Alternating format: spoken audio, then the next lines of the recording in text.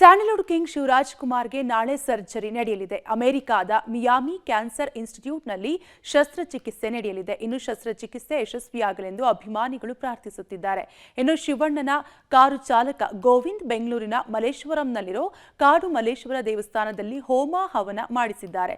ಜೊತೆಗೆ ಗಂಗಾಧರ ಸ್ವಾಮಿಗೆ ವಿಶೇಷ ಪೂಜೆ ಮಾಡಿಸುವ ಮೂಲಕ ಸರ್ಜರಿ ಯಶಸ್ವಿಯಾಗಲಿ ಹಾಗೂ ಶೀಘ್ರದಲ್ಲೇ ಶಿವಣ್ಣ ಗುಣಮುಖರಾಗಲಿ ಎಂದು ಪ್ರಾರ್ಥನೆ ಸಲ್ಲಿಸಿದರು.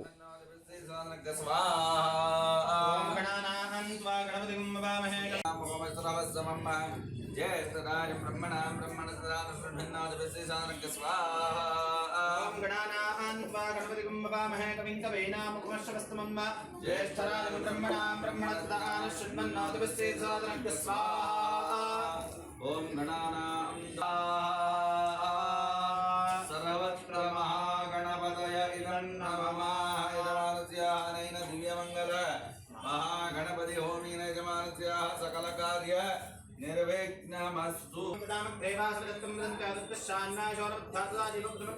स्वाहा। विद्महे उग्ररूपाय धीमहि